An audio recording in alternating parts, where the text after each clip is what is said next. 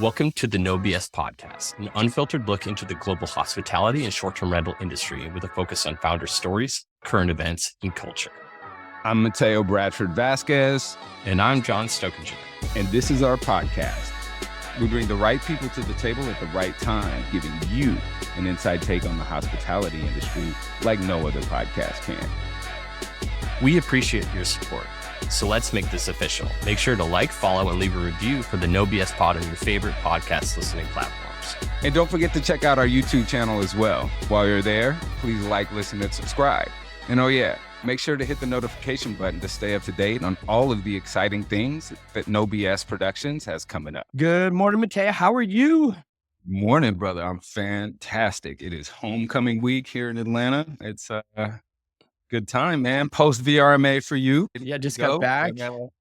Yeah. It was... I'm loving hearing all the good stories. Heard it was a great time, a great event. Shout out to VRMA. Yeah, it was a good show, man. It was, someone asked me, actually it was, I don't know, it might've been Mark from Boostly asked to go ahead and wrap up and what do we call, how do you describe VRMA this year in one word? And my answer was better.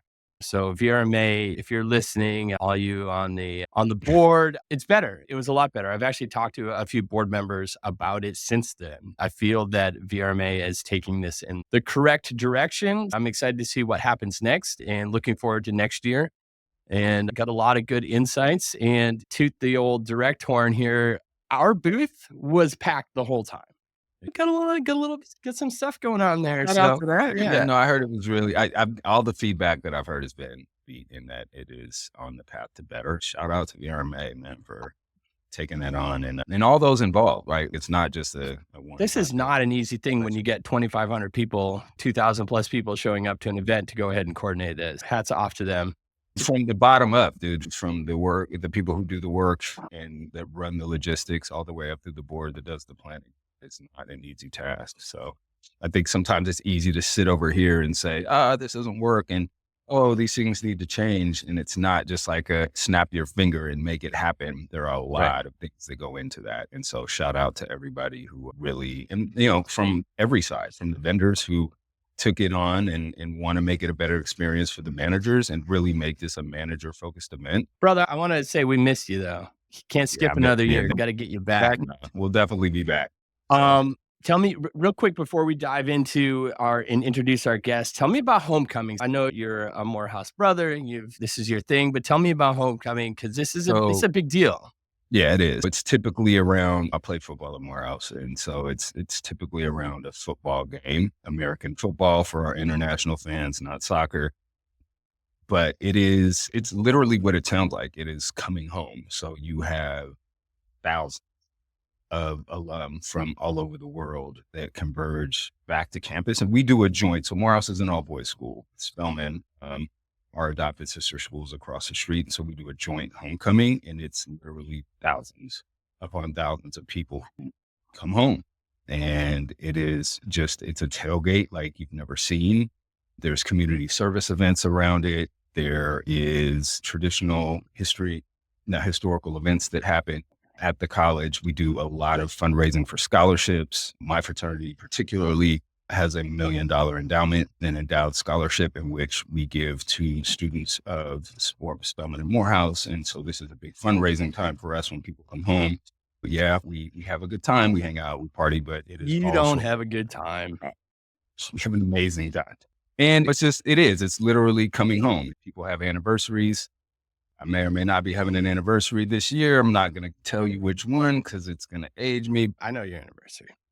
But that's it, man. And it's a huge deal. And it's interesting because I'd actually like to get more of our industry involved because this is a time for brands and other people to come and invest in this space and see the talent and get their brands out. But I think it brings it more regional too. And it brings it more focused into the Atlanta metro and this, like the whole. Actually, no, man, it's internet. It's not just. No, but I mean, bringing brands to it brings attention to Atlanta for which it brings. Yeah. Cause Atlanta is a year round market. Right. Atlanta's market for our industry is incredible, right? Everyone who knows me knows I am a passionate pusher of Atlanta, involved heavily in our market, in our STR community out there through Amstra and other things. Atlanta, for everyone who's listening, does not know, Atlanta is a wonderful city, year-round market.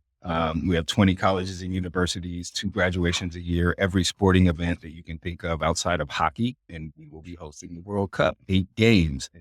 26. Word. All right. Shameless plug for Atlanta, but yeah. Let's jump in. Let's Let's jump go in. Before we ahead. do Great that, guest. We have before amazing we do guests. that introduction, I'm quite sort of curious. What's like the cultural significance of homecoming? Because I'm not really used to it. Would love to hear a little bit more. Happy to let you know, like it is. So we went to college and university, right? And so essentially it is a time of year where alumni come back Oh, to the school, typically around a sport, like the mm, homecoming football game. And so there's parades, there's concerts, there's step shows, there's what we call a tailgate where we will all be outside. And we're grilling food and having what would be a big kind of picnic or barbecue, but it's massive with thousands upon thousands of people out there with all from different, whatever organization you are in from college has a tent, whether it's a fraternal organization or sorority, whether it's a volunteer organization, glee club, sports, if you were in the medical society, pre-law society, and then your individual class in which you graduated, right? So if I graduated in 99, this would be my 25-year reunion homecoming. And so You dated come yourself. back, You already dated. whatever. So it's literally what it sounds like. mm, It is a coming home, right? Our college is something that we don't just go to school and then abandon it. With our school, and the school that I went to is it is a historically mm, Black college. So Martin Luther King went to this school, Samuel L. mm, Jackson, Spike Lee, Ed Moses. So like it has a historical significance to it. The name is telling in and of itself. It is mm, literally coming home and celebrating the institution while also at the same time supporting the institution, right? And making sure that support for the institution doesn't wane, because it is a lifetime commitment. We commit to ensuring that these institutions are around, are viable, and are, especially with ours, are stellar educational institutions that are providing academic opportunities for the mm. people who came before Yep, us. That makes understandable. sense. I've been on the other side where we have hosted alumni in our college too. So a lot of events that goes into making it. So I'm sure it would have been nice. Yeah, over to you, John. Yes. We want to go ahead and introduce Ahad Abdul. I hope I said that correctly. He is the CEO and co-founder of Calry, and we're super excited to have him here on the show. Thanks for joining Yeah, us. it's my pleasure, John. Yeah, of course. All the listeners, like I'm Ahad. I'm the CEO and co-founder of Calry, just like he put it. We're building like the unified API for vacation rental property management systems. I'd love to talk to you more about it and also my story coming into the space. And I'm really excited about what we're going to talk about. Yeah, we're excited to have you. So I got introduced to Ahad via the need to connect with Linkbase. So with Direct, we needed to connect with Linkbase because we signed a new client and they use the guest app and lock app Linkbase. And I'm like, all right, we'll figure it out. Let's go ahead. And I wanted to sign this client. Shout out to Amanda Vanderlee with How to Host, who has joined us. So got connected with Calry, and it's just like, oh, Mateo and I have been talking about this for years. We've been talking about the need of a unified code and just unified API connection. And we're going to dive into that in a little bit later because it's so important. And I'm really excited that someone took the reins. And I know there's some others doing it too. We'll talk about the whole list of apps and partners that you're already working with. I'm sure there's a long laundry list, and hopefully we can get you some more after this podcast. But let's go ahead and let's talk about why this industry. Go back in time. I know you and I have talked a little bit. I understand you got a little bit of start in the Yeah. hospitality space, but talk about getting into that and why you decided to take your tech into hospitality. Of course, John perfect put out the problem out, and I'm really glad that you have talked about this problem multiple times. That really talks a lot about the need for this. But where we started coming into this industry was when OpenAI launched their thing, and everybody was trying to figure out what were the use cases we could build a SaaS company out of. That was clearly our intentions too. Me and my co-founder, who is handling tech, Vivek Raj, we got out of our jobs, which was in a startup as well. And we were trying to figure out what were the use cases that we could leverage nicely technology on. And one of the things when we noticed, like when we just went on a tour, we had to stay in a couple of hotels and in a place near Bangalore itself on a particular tour. One thing we realized was that for every small request that you usually talk to the front desk person for, you'd have to call them up, you'd have to wait until they pick. If there is no available, like if the person is not available at the front desk, you have to ring up multiple times. All those issues were coming up. We realized it would be better streamlined with a chatbot, which, that actually surfaces the information that I need without, needing the front desk person to intervene every time, right? Which is essentially a lot of sketch communication tools have been building right now. But when we started working on this, when we talked to a lot of hotels about it, started pitching this idea about it, the first thing they talked to me about was, would you have integrations with our PMS system? How would you get access to the guest data? And when we tried to crack that bit within the PMS systems that is used in the Indian hotel space, it was really hard to get access to those systems. Once we finally managed to get access to one system, we realized the APIs that were built out were super old, with like very legacy API systems that were built out there. We took a decision to actually build towards it. But then when we started on our sales pipeline, when we started talking to other hotels, we realized there were like a dozen more PMS systems that we had to connect to, right? That's that one moment where we realized, oh my God, like we might possibly have to, if we have to cater to every hotel out there in the globally out there, like we might have to possibly integrate with 700 to 800 PMS system, right? That's insane number. Like that's how fragmented the PMS ecosystem is.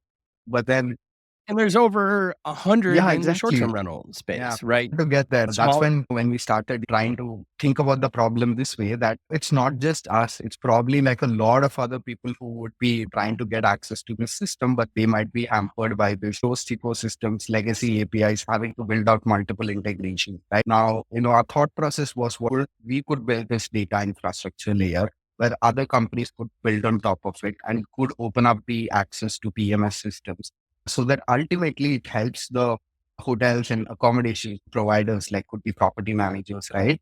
Ultimately, it would benefit them have better interoperable tech stack.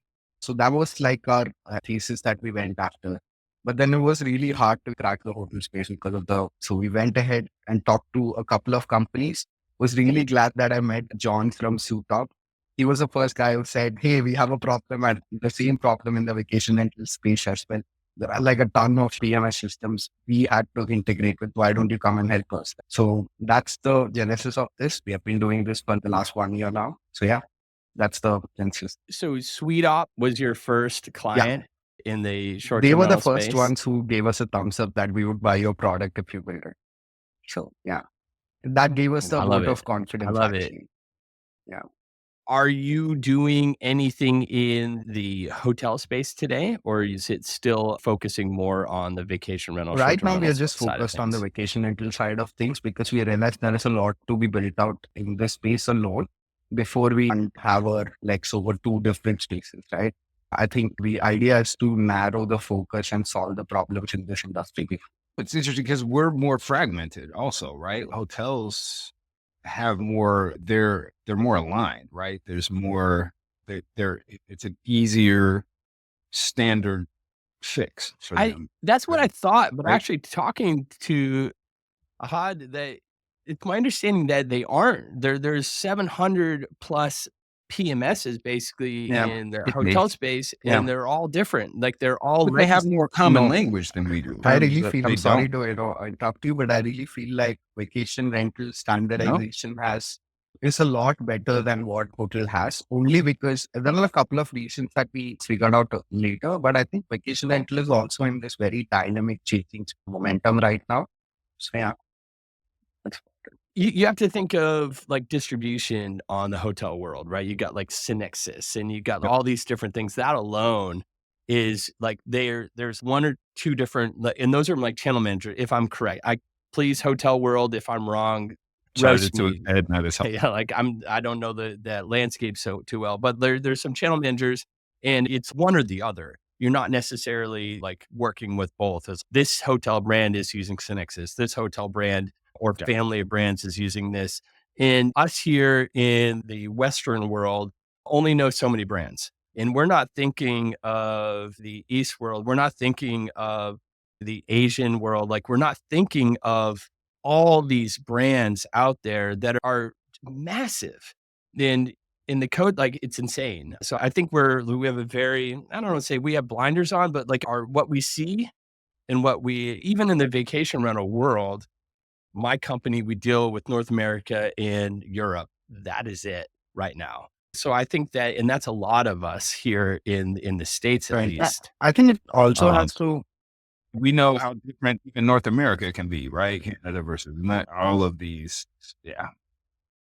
It, Very it much so. also has to do a lot with how mature the industry is. Like a lot of systems in the hotel space have been built out in the late 90s, like before the booking.com boom was born. And we're talking about trying to digitize their data in on-prem systems and the adapters. Like even now, like a lot of big hotels have their PMS systems that is deployed on-prem as well.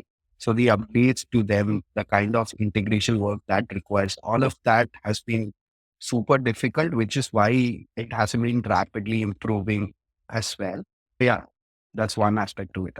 Yes. I want to go back in time a little bit and then get into more about the whys of what you're doing.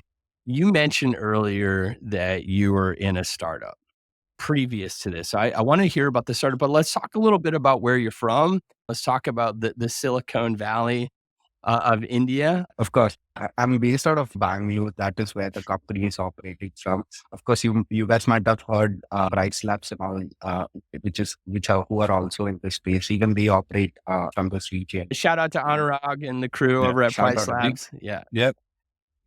Over there. So Back the thing about Bangalore is that you can imagine it like the early 2000s of Silicon Valley, where you see a lot of entrepreneurs and like budding ones who just got out of college, and also the experienced ones who come back from Valley as well. A lot of Indians flock together towards this one city where we all start up as well. The kind of talent density over here is insane over the last few years, and which is why a lot of people, even though they wouldn't have an office, they would just come start living over here, so that you start networking, you start trying to get the tribal knowledge out of it and start working things on your own. So that's about the city. And of course, the place that like the street that I am living in, there are over like around like 2000 companies within the same region. Like that's how dense the number of companies have been. Wow.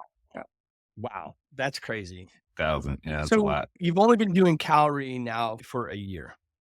And you were a part of a previous startup. What was that startup? It's like, it's only been like 2.5, 3 years since I got out of college, right? So right after my college, what I wanted to get into was trying to understand how to build like a SaaS company, which like even since my college, it was always been my intention to build out a company, right? I just wanted to understand the know-how of it. I went into a early stage startup, which was just like a 7-member team. I was like the 8th member over there, a product manager who was also a generalist, juggling with a bunch of things. But it was we were essentially trying to build like a Jira plus Confluence a bunch of things are broken over there, which is why we started working on that. And once we hit like a certain scale of revenue, me and a couple of others in the same team who were also founding team members, we started the ideas that we could on our own explore. Took us like 2.5 years to get out of it, right? Which is when we started working on different ideas. We explored a bunch of industries, but one such idea was the guest communication tool that I talked to you about. Is it okay if I share the list that you shared with me of who you're connected with right now? Yeah, sure. Shouldn't be a problem. Yeah. Okay, absolutely. So, I mean, as a PMS, I was excited to be able to go ahead with a Calry API now in a connection with them with Direct. I was excited to go ahead and be able to now just have to worry about building a relationship in a partnership with these companies, not have to worry about building at the API because it's already built out. So the list is so far today, maybe there's more. Host AI, Host Buddy AI, Sweet Op, shout out to Simon and crew there, Parta AI, Pro Host AI, Dharma, Saw them and they're doing well. They have a nice suite of things they're offering. Saw them at VRMA. Extend team right Yep. there. Shout Yep. out to Rich Sipos and the crew. Flat Right. Away, Guest Flow, Hostvana, Lake.com, that's distribution, right? Linkbase, that was the reason that I connected initially.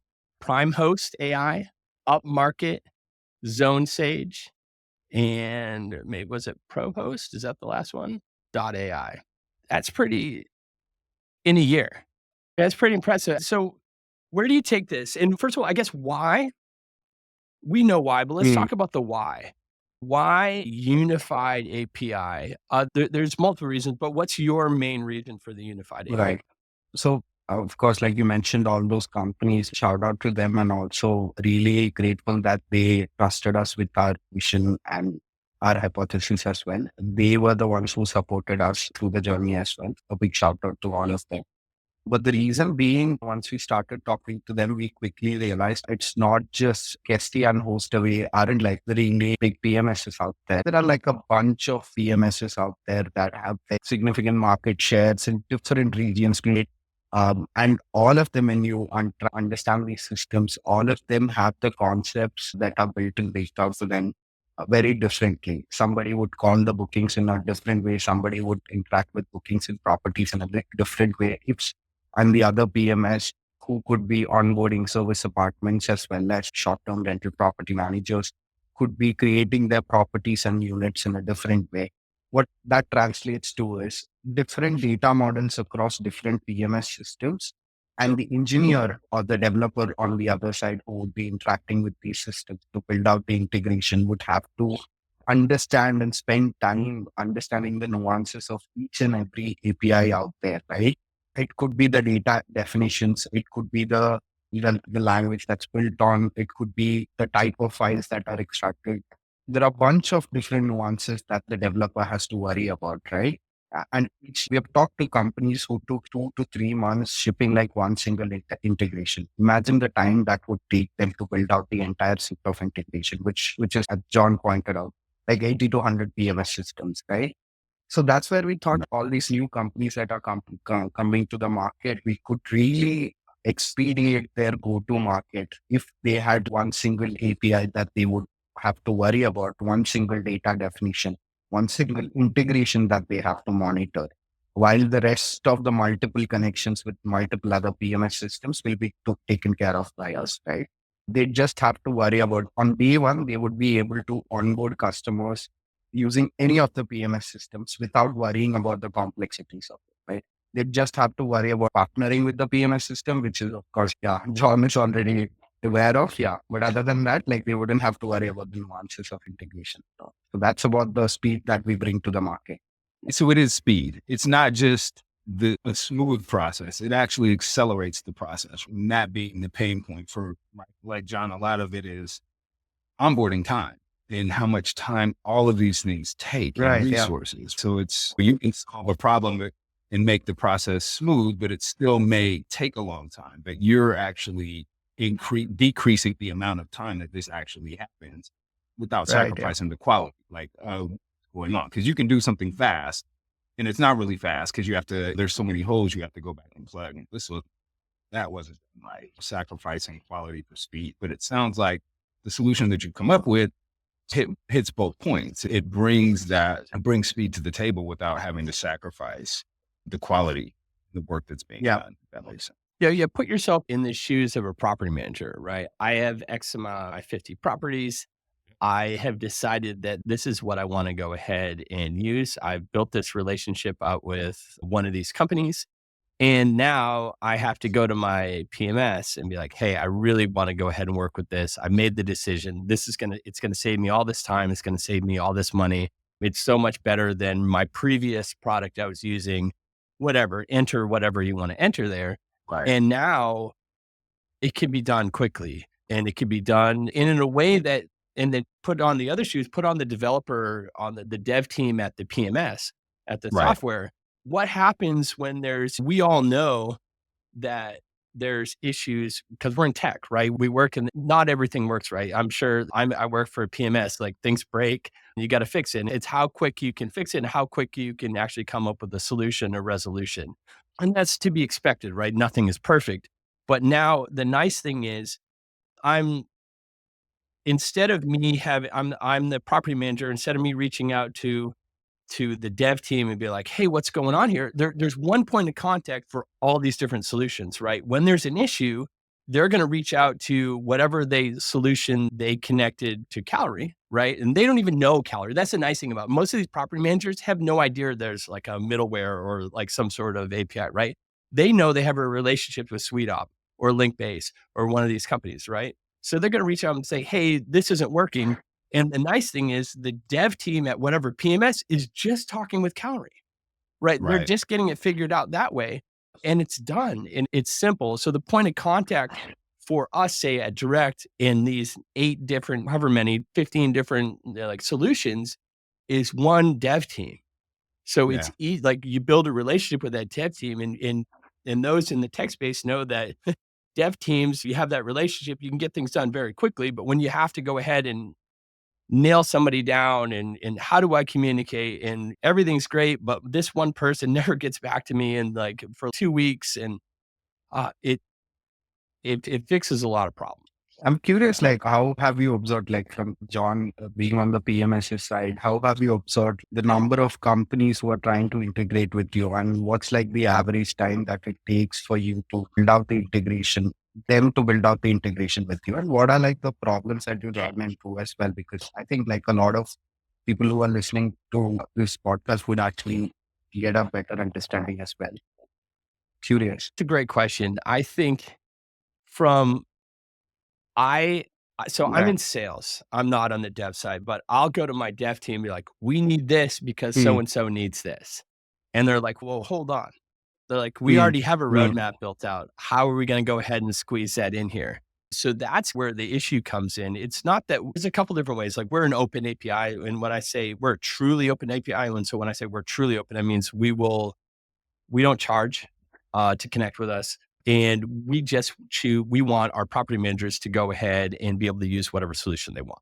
With that said, even though we're truly open API and we might not have the bandwidth to either to accept someone writing to mm. us all the time or necessarily prioritize that because we have our own roadmap that we're working on. And I think that a lot of property management softwares or solutions are going to run into that same issue. And some aren't truly open and they have 100%. preferred, which is fine. We got these different ways to go about it. But having one solution that gives options to all these different things, now I don't have to go to my team and be like, hey, if they're using, say, Calry, or I don't have to be like, hey, can we go ahead? This is really important to us. It's already done. So it makes it a lot easier. Does Yes, that yes. answer your And I'm question? also curious about this one aspect because it's not just the developer and the integration aspect of it. It's also the business decision that you allow a company to access the data that's stored within the PMS system.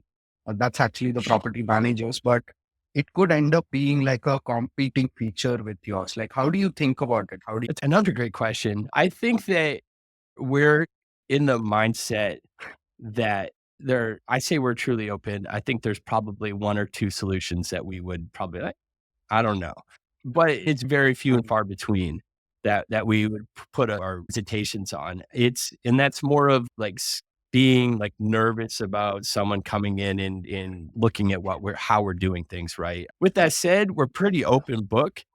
And ultimately, it's important for us that our property managers are our North Star.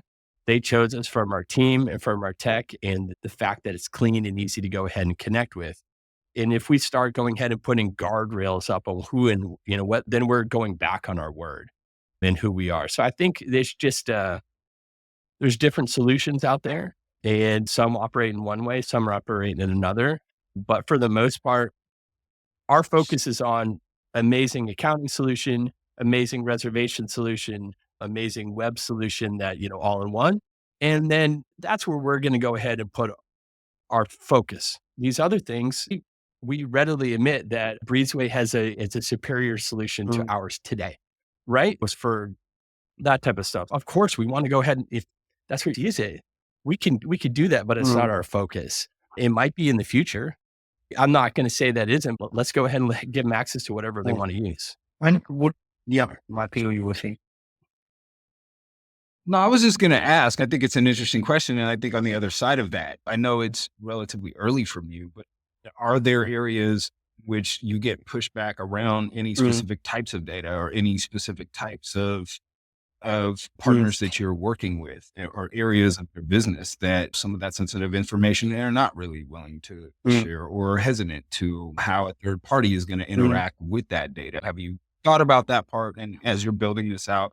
And have you Yeah, faced that? 100%. Like being a middleware, and if we end up storing data for our end customers, like security is like a very big aspect of it that we have to think of. And PMSs rightly are worried about it, adhere to the standards so that we'll be able to support it. On the top of it, like I think more than the type of data that the companies that solve for any post booking use cases or the guest experience use cases, more than the data that's used by them, I think the more valuable data that PMS is restrict us is to access the inventory and the availability information to interact with it, right? Because from the list that John pointed out, a couple of companies that we are working with are OTAs who are building out booking systems. And through our APIs, they access the availability of property managers from the PMS systems and create reservations and update those information, right? That's a really tricky one for us to solve as well. We're slowly gaining trust with the PMS as well as the companies and hopefully as well as the property managers as well, because ultimately we're trying to get them the best of the breed tools out there, right? So they are able to use whatever tool they want, put it across, and then being able to leverage that for their company.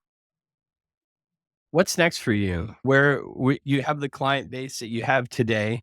You've done that in a very short amount of time, which is very impressive. But where are you taking this? What are your goals? Where do you see yourself in, say, 5 years? I think like right now, the most interesting thing that we are doing is working with these OTAs to actually crack the booking use cases through our API, because it's a really hard, like we have realized getting into the problem statement that it's a really hard job to standardize it across all the PMO. A lot of them have very different definition when it comes to handling their inventory, their distribution side, right? We ran into that with us. So like we call things a certain thing with regard to, and we're working on that right now for one small piece of it. I think we're 99% done. There's one small piece we have to. This is the most exciting piece that we are working on right now. And we're getting a lot of interest from new other OTAs that are in this space, even the older ones, like the bigger ones as well. So that's one interesting aspect that we see us working on the short term. But if you're talking about what we would do, let's say 2 years from now, 3 years from now, I think we would also want to standardize the PMS systems in the like in the hotel space as well. Right now, we cover the systems that cater to the vacation rental property managers as well as the service apartments, because you might have noticed a lot of Beds24, Logify, they cater both types of customers, right? We would want to expand that to the hotel space as well and really build another set of standardized APIs that these type of companies could go and sell to the hotels to, makes it easier there. And other than that, what's really interesting to us as a company, like 5 years from now, like I'm not sure if I should, reveal it already, but I think like we would probably. You don't have to. Yeah, Your call. I think like we are a little too open about how we want to work with other players as well. So it's fine. Just that I think we see us moving towards the B2B distribution side of things, because the infra that we are building is really valuable over there. And the entire B2B distribution in the accommodation space works on a middleware that a lot of people might have already heard of, like the GDSs, right? I think that would be a really interesting market for us to explore later down the line, and where some transaction would actually go through our middleware. Let's say if a Revolut wants to sell properties to or hotels and accommodations to their customers, and they want direct partnerships with a lot of property owners as well as hotels, right? How they go about onboarding each and every one of them. So that entire path can be built out by. This is what we're seeing in the trajectory would be. But yeah, a lot of exciting things. So it's interesting though, like to follow up to where John is saying, so scaling is important, right? So you're talking about the short-term rental world, the service apartment world right now, scaling it to hotels. You're in a startup environment. Startups it's crazy energy. There's lots of momentum moving forward. With a founder, when we talk with a lot of founders, and we talk about scale, and we talk about the importance of scaling deliberately, with a strategy for scale that has equal parts ambition, but also is based in a strategy that allows for growth, but won't necessarily get you out over your skis or sink you in a way if you get a little too ambitious. And we see a lot of people that get that tunnel vision. A lot of those founders are it's time to go. Let's ramp it up. As a founder, what is your philosophy around that? How do you scale appropriately so that you can stay in tune, offer the core, still offer a great service and product to your customer, right? Whether it's B2B, B2C, without getting over resourced or, I don't know, turning the economy and thinking about all of the global and geopolitical things that are going on in the world that could actually affect your business. What's your philosophy around that? How do you see that path in terms of your scaling? John said 5 years. Don't put a time cap on it. How do you see the growth of your business with scale in mind? That's a really interesting question. We often think about how to balance resources in terms of actually doing the things better that we are like doing the existing things, doing it better and focusing our resources on it versus actually deploying it on newer things, right? How do we have the right balance for that? And especially when we are like a bootstrap startup so far, especially when you're that, like, it's a little more tricky that you have to have like ruthless priority or else like you'd be all over the place. So which is why it's really important as a team for you to have like certain standards, every aspect of your service that you're offering to your customers, meet that benchmark, make sure you stick with it until you hit those benchmark internally as well as you get the feedback from the customers as well, right? Focus on making that repeatable for you. Once you get a sense of the momentum, once you get a sense of those service levels from the customers as well, you can deploy the resources into the new things. Again, it's half hard, half science, like where you have to feel it and also, it's a little tricky. Of course, like I'd love to hear from you guys both, like, how do you think about it? Because I have a lot of things to learn about scaling. I haven't really scaled like a large scale stuff yet. No, I think it's half art, half science, half luck, right? Like at the end of the day too, like there's so many factors that go into it, right? It's something that you have to be fluid, right? And you have to have multiple stages and you have to be able to wiggle through it. And John can talk about it, and better than anyone. Like, they're doing it. They're doing it live. And we've both been in organizations and seen organizations that have done a really good job, reaching organizations that have done really poorly around it. I think it's a fine line in between balancing your clients or their needs, but also the direction that you've already set to go in what you want to do, because you want to make sure that you're not just 100% listening. You want to listen to what your clients' needs are, of course, or you don't have a business, right? You're there to support them, right? You're also there to differentiate yourself from everyone else, right? So how do you go ahead and find that fine balance? I'm going to meet my clients' needs or my partner's needs, but also we know where we want to go ahead and take our company. So it's a fine line. And there's a lot of, it's definitely a little bit of luck and a lot of preparation. And a lot of mistakes too, right? And creativity. Oh, 100%. If you don't fuck up, you're not going to get there. Like you have to, and you learn from it. I know we're getting towards the end. I want to ask this question.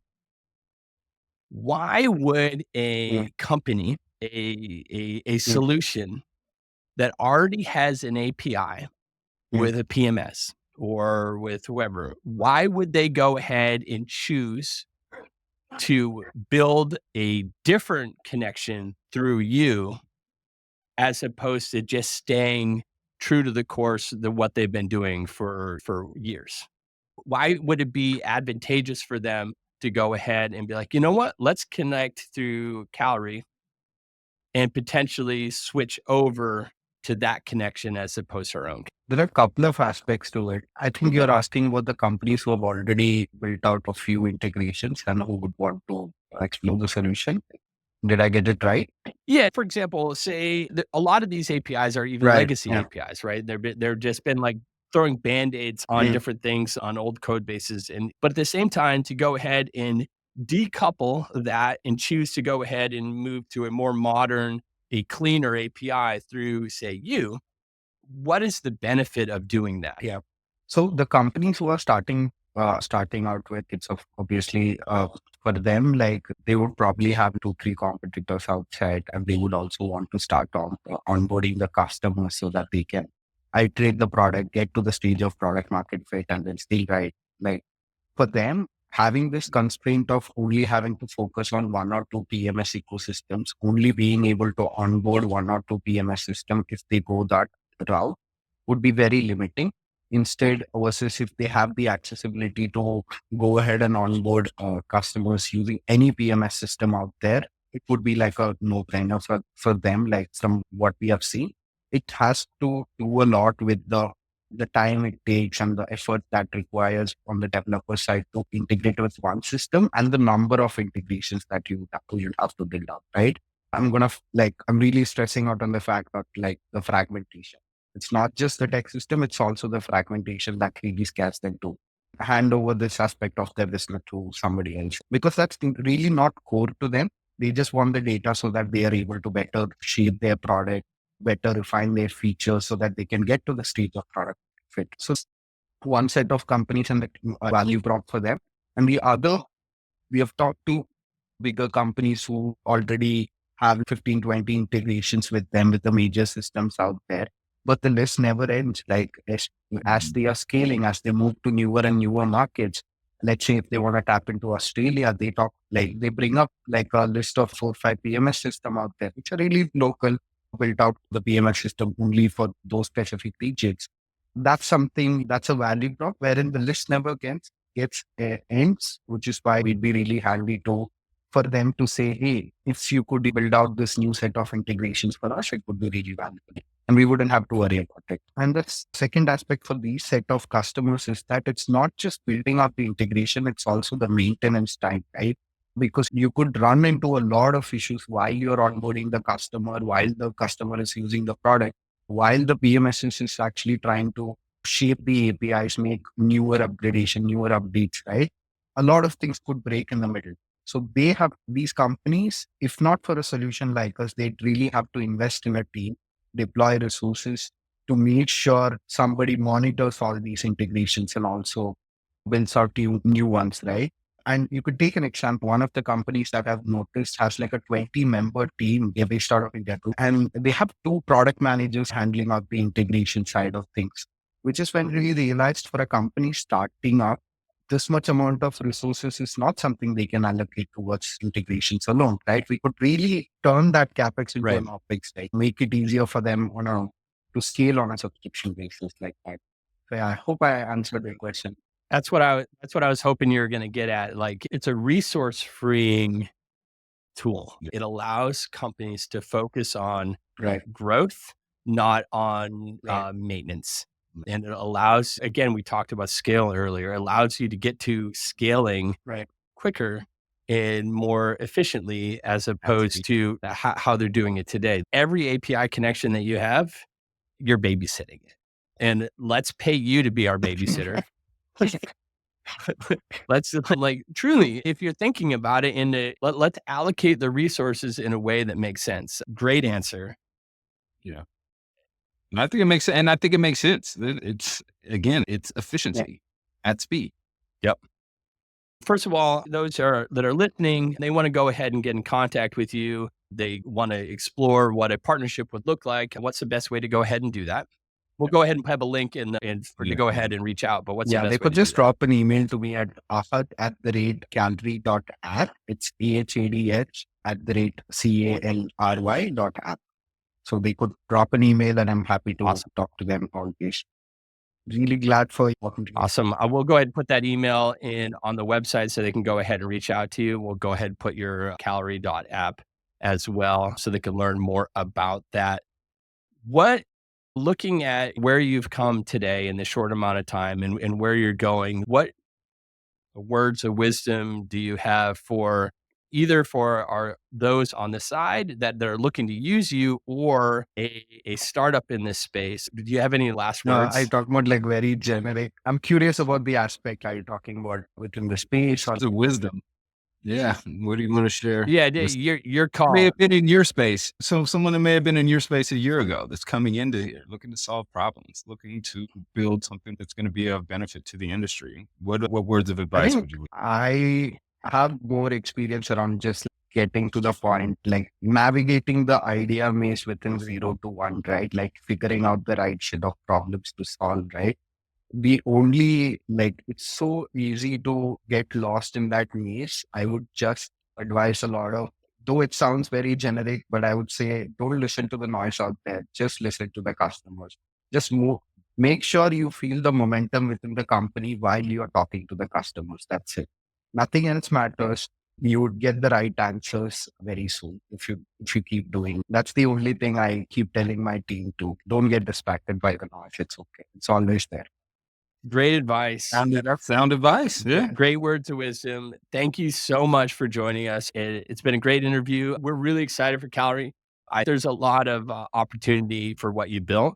And I'm really excited to see where you are a year from now. And we'd love to have you back on and do a recap episode in a year and Yep. see the growth and see where we're at here. So those who are listening, make sure you go ahead and give us a follow. Follow us on your favorite podcast channels, wherever you're listening to us on Spotify or on Apple Podcasts or wherever you listen to your podcast. And if you go ahead and you're watching us on YouTube, give us a follow, do all that stuff that you do. Yep. Hit the notification button. Yeah, we're here for you. And until next time, thank you so much. Thanks a lot, guys. Yeah, really great talking to you.